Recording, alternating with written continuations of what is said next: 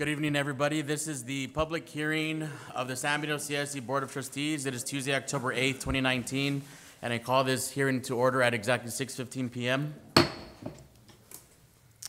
Mr. Lopez? Present. Mrs. Silva? Present. Ms. Garcia? Mr. Mendez? Present.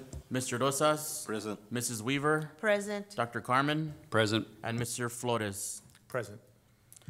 All right, next agenda item is the public comment section on San Benito's rating on the Financial Integrity Rating System of Texas, or FIRST. And seeing as we have none, we move on to the second agenda item, a discussion and presentation of San Benito CISD's rating on the Financial Integrity Rating System of Texas, or FIRST. I will turn it over to Ms. Rendon.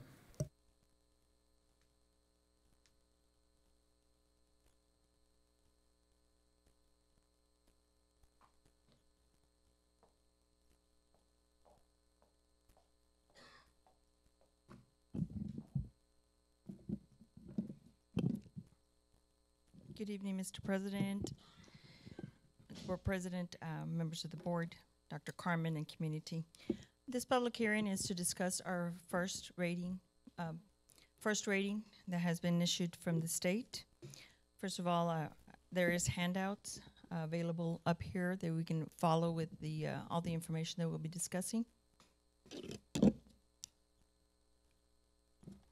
One of the requirements for the first, as we call it, is really the financial rating, or like the report card on the financial side of the house. We've provided 2 links. One of them, requirement is for us to post either the superintendent's contract or have a paper copy available. The link is provided, and it is on our website, and that's the Superintendent Dr. Carmen's contract. We also provided the first report where you can access this via the internet, and this takes you to the TA portal where our report is available, as well as all the districts in the state of Texas. Next item is, this is our public posting, an affidavit, and when it was publicized for tonight's meeting. Next page.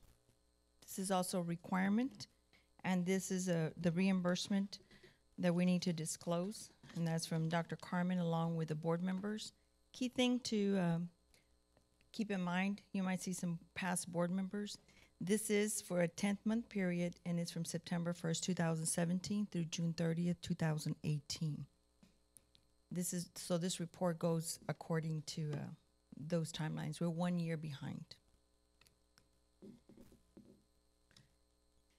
And then we have the actual report. Part of the requirement is that we side-by-side do a comparison of the 2016 and the 2017 side-by-side. I'm gonna read all of them in the presentation package. All of the items are in there. I will stress the items that we didn't get complete points in the point system. We did get a superior rating. Previously, we had 98 out of 100, a superior rating. This year's is 94 out of 100, also considered a superior rating.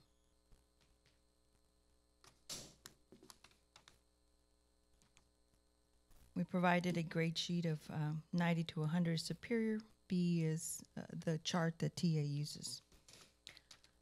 The last package that I wanted to go into a little more detail is indicator number 7. And this is where this district didn't get the maximum points assessed. We highlighted some areas, though, that for understanding or so the key information that points why we did not get the full points assigned, which is 10. And the indicator number 7 was the measure of current assets to current liabilities ratio for the school district sufficient to cover the short-term debt. There's a mathematical valuation. Our mathematical breakdown was 2.9797. We highlighted it in red. To get the maximum 10 points, we needed to be above 3.0. We missed it by 0.0203. but we did get the 8%. It's just a scale that goes along with. Indicator number 10 has to do with a debt service coverage. Same thing, was the debt service coverage ratio sufficient to meet the required debt service? Our computations and our mathematical breakdown was 1.1959. In order to get the maximum 10 points, we need to go be above 1.20. We missed it by 0.00041.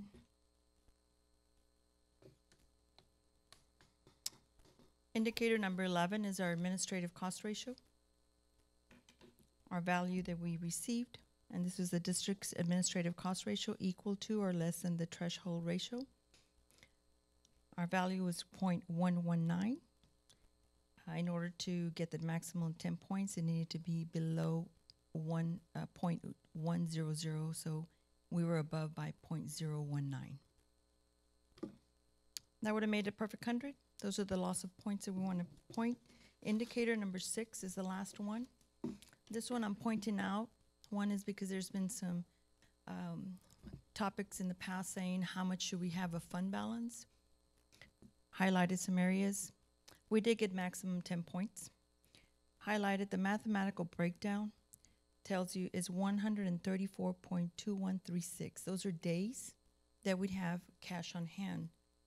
In order to get the 10 points, TA says our value should be greater than 90 days.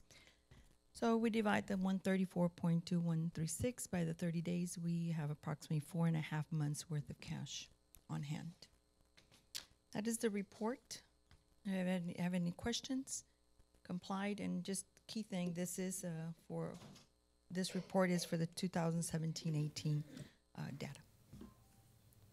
No questions, Mr. Rendon. Thank you for actually breaking down where the discrepancies were, because that's where I was going to ask where we fell from the 98 to the 94. But also thank you for showing this page right here, because I think there's much to be celebrated in terms of how much cash on hand we have, which is essentially our fund balance. I think when I first got here, Mr. Mendez can attest to this, is I think we only had a couple of months of cash for the district to operate. So the fact that we're now at a very healthy 4.5 months says a lot about you and your team, and of course the administration and the school board. So thank you. Thank you. Yeah, it was 0.5 with half a month. So half a month. Half a month. Oh wow. So we. Yeah, we've grown a little bit, and this is and I indicated just a little bit, just a little. Just a little off. I indicated on the PowerPoint where I said TA. This is something that they post for the whole districts in the state of Texas. So we want to go in there, and it has past years also. So if somebody wants to go in there, they can go in there and look at neighboring districts or us, as we have maintained a superior rating. I think it's for the past 10 years. Listen, I got a comment to make. It's been an extreme pleasure, to see this process come to fruition. You and Dr. Carmen and the rest of the staff. I say everybody as a whole, because it takes everybody to make this huge change, and be great stewards of our of our tax dollars, and more importantly, to reinvest it back in our kids and back in our teachers where it counts the most. So once again, I want to thank you guys so much for giving us the opportunity to sit up here and make great decisions for our kids, because at the end of the day, that's exactly what we're doing. Great decisions for our kids, and then also for our staff, our wonderful staff. So thank you very much. Appreciate it. Thank you. Board members, any other comments or questions? Okay, can I please have a motion to adjourn? So moved. Moved by Mr. Lopez, do I have a second? Second. Second by Mr. Mendez, any discussion? All those in favor, please say aye. Aye, all those opposed? We adjourn the public hearing at 6:24 p.m.